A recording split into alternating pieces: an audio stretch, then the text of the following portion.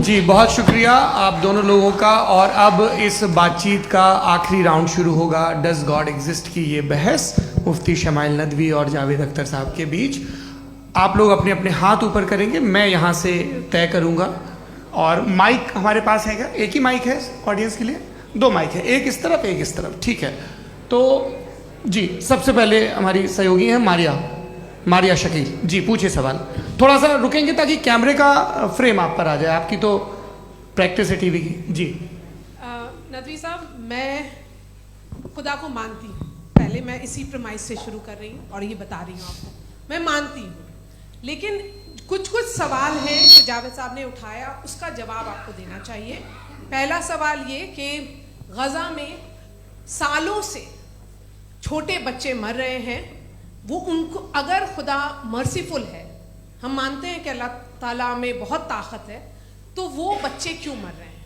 दूसरी बात ये कि अगर कंटिजेंसी की जो आप बात करते हैं, पूरे मुस्लिम ममालिक मिल करके भी उन गज़ा के बच्चों को क्यों नहीं बचा पा रहे हैं? क्योंकि अगर वो चाहते, क्योंकि अल्लाह ताला उन पर हुकूमत करते हैं, सब पर हुकूमत करते हैं, तो वो उनको क्यों नहीं बचा? जी थैंक यू वेरी मच। बहुत अच्छा किया आपने इस चीज़ को जिक्र कर दिया, मैं इसको और अच्छे से एक्सप्लेन करने की कोशिश करता हूँ। देखें, जहाँ तक आपने कहा कि गज़ा के बच्चों को मारा जा रहा है, देखें दो वर्ल्ड व्यू है, एक एथीस्टिक वर्ल्ड व्यू, एक थीस्टिक वर्ल्ड व्यू है। बच्चे मर रहे हैं दोनों वर्ल्ड व्यू में, लेकिन हमारा वर्ल्ड व्यू कह रहा है कि रिकॉम्पेंस है, ये कह रहे हैं कि उनका मरना बेकार जाने वाला है, कोई उसका रिकॉम्पेंस नहीं है, चूंकि इनके यहाँ आखिरत और अल्लाह का कोई तसव्वुर या गॉड का कोई तसव्वुर नहीं है। आपने ये सवाल किया कि गॉड मर्सीफुल है, क्यों नहीं रोकता? ये मैंने बताया कि ये मिसकंसेप्शन है लोगों के दरमियान कि गॉड को सिर्फ मर्सीफुल और ओमनीपोटेंट समझते हैं। गॉड के सिर्फ यही दो एट्रीब्यूट्स नहीं हैं, गॉड के कई सारे एट्रीब्यूट्स हैं, उनमें से अल हकीम भी है, उनमें से ऑल वाइज भी है, ऑल नोइंग भी है। लिहाजा अगर इस दुनिया में किसी को तकलीफ आ रही है और गॉड उसको नहीं रोक रहा है, वो इसलिए नहीं रोक रहा है चूंकि इंसानों को फ्री विल दिया गया है।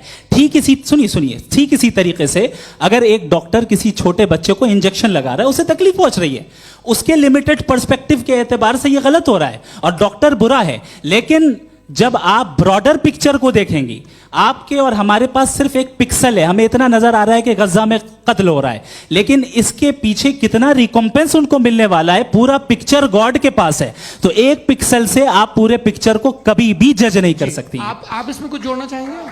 आपको कुछ बोलना है इसमें? भैया आपने बहुत अच्छा जस्टिफिकेशन दिया, या आप वो जो वहाँ के प्राइम मिनिस्टर इजराइल के उन्हें भेजिए, वो बहुत खुश होंगे। आप जस्टिफिकेशन दे देना कि अगर गॉड नहीं है तो बच्चे क्यों मर रहे हैं, आप बताएं। वो ये सवाल पूछ रहे हैं कि अगर आप ईश्वर का अस्तित्व नहीं मानते हैं तो उन बच्चों की मौत को आप कैसे इंटरप्रेट करते हैं? भाई ये दुनिया जो है, जो ताकतवर लोग होते हैं वो एक नाइंसाफी करते हैं। तो ये अच्छा काम है आपके नजदीक, तो नेचर नाइंसाफी पे मबनी है। अरे मेरे भाई, आप नेचर की कहाँ बात कर रहे हैं, तो इंसान की बात। तो फिर जब मैं इंसान की बात कर रहा था, आप नेचर की बात करने लग गए। क्रॉस एग्जामिनेशन नहीं। हाँ, अब आप मुझे बोलने नहीं देंगे तो अलग बात है, आप बोलिए, मैं मुझे कोई जल्दी नहीं। जी नहीं, ये क्रॉस एग्जामिनेशन मुझे बोल तो लेने दीजिए। जी बोलिए। क्या बात ये है कि ह्यूमन सोसाइटी तभी साथ में रह सकती है जब वो मोहब्बत से, एकता से, एक दूसरे के एहतराम करके रहे। इसके अलावा पॉसिबल नहीं है, अकेले तो इंसान रह नहीं सकता। वहाँ पर कुछ लोग हैं जो फाउल करते हैं, वो फाउल हमेशा से तारीख में होता आया है। आज ये हो रहा है, जो हो रहा है बहुत बुरा हो रहा है, बहुत जालिमाना है, बहुत जाबराना है।